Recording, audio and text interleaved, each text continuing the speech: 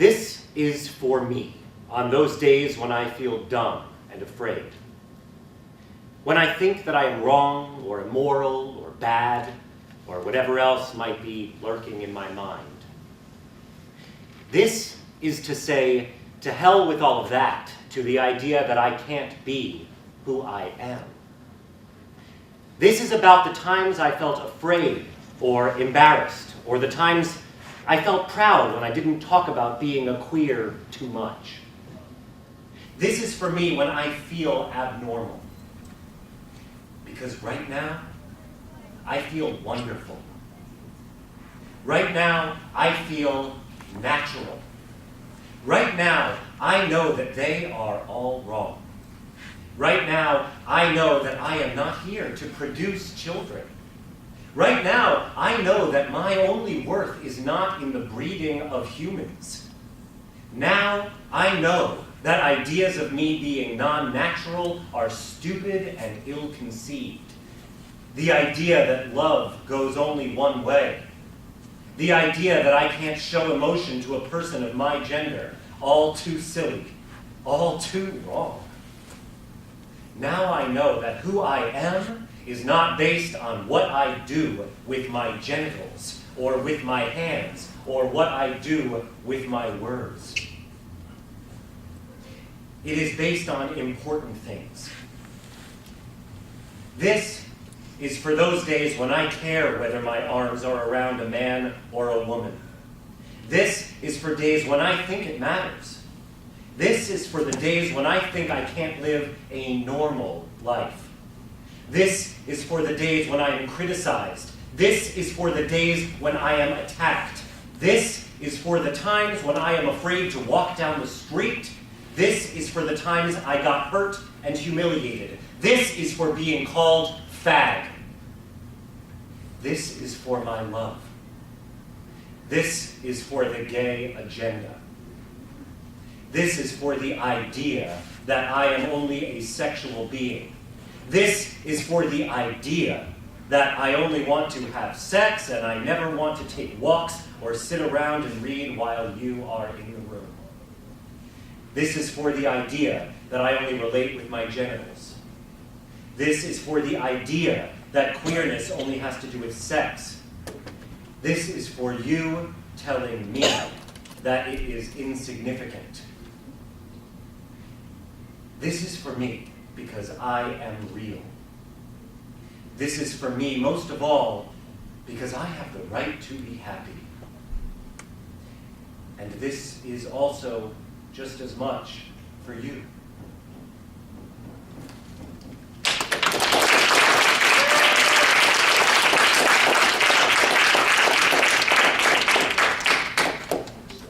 Private Anniversary with Mom, or On Coming Home with Short Hair, by Alex Lindsay Olson, written with Jessica Arndt. 4 years ago today, are you sure you're a... The word plump and silent between us like a red rubber dodgeball. I should have had men around, she says. Did I buy you Audre Lorde? Her eyes are wired to will me into a woman. It's hard, you know, the lifestyle, thinking maybe she can make the world balance her blame. 4 years ago today, she comes at me, a new solution slipping from her teeth, soggy with hope. Aha! They wear combat boots, and you've always been a sneaker girl. 4 years ago today, and I still don't say that when we make love, we do it with our shoes off.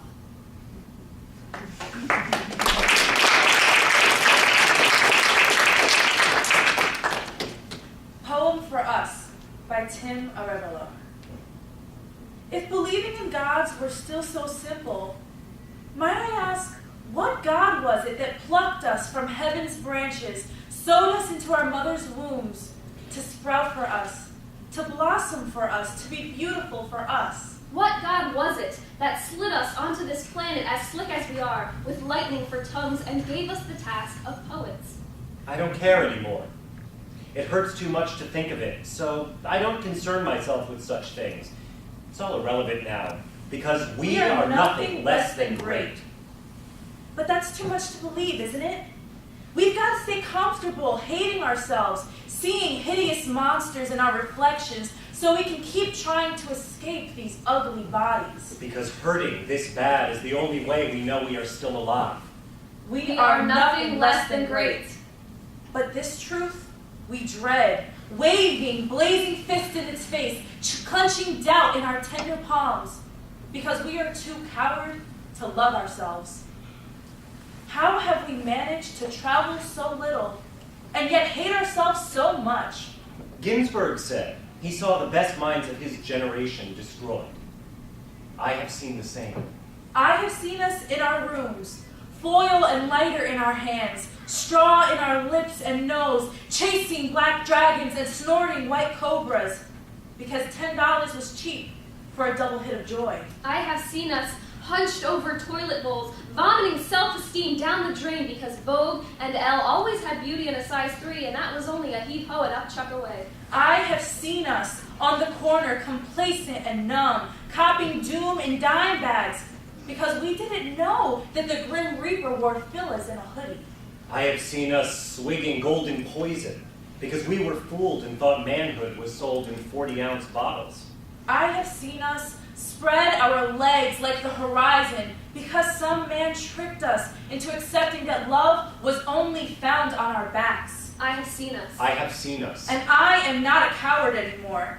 Star trekking through the universe, boldly going to the next cosmic hit, astral high, searching for stardust and moon rocks to get us by. I am not a coward anymore. I see us for what we are, nothing less than great, because we are the poets. The derelict cats that prance on fine lines of chance. The sky rips open for us. Luck lands in our laps.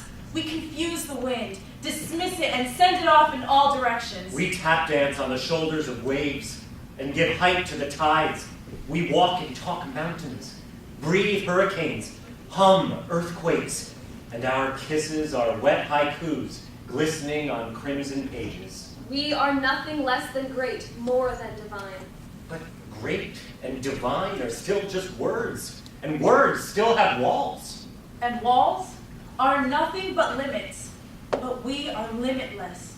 So we are even beyond articulation. We are nothing less than great. The world is waiting, holding their breath, waiting for us. The poems are waiting, holding their breath, waiting for us. They are waiting for us to speak our thunder. Time is flying away on precious gilded wings. We cannot be cowards anymore.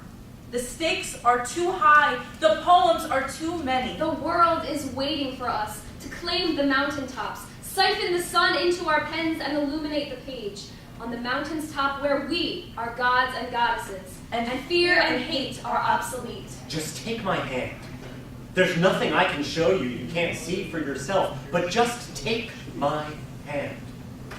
If you too cannot believe we are cowards and victims, there's a universe for us to write about and stars for us to conquer. Let's start right here, on this mountaintop, where we are gods and goddesses who do not know the meaning of defeat. Take my hand if you want, and let's write these poems together.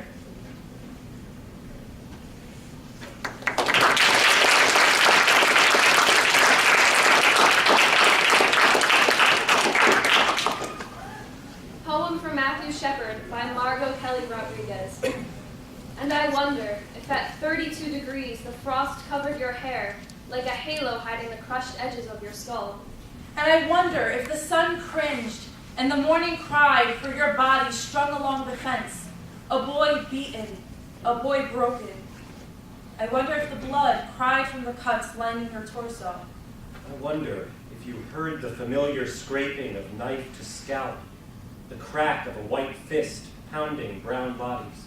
And I wonder when we will stop crucifying our children along lonely stretches of Wyoming Road, In Las Vegas bathroom stalls, behind pickup trucks in Texas. And I wonder how many more Jameses, how many more Sharices How many more Matthews will it take for us to say together, no more?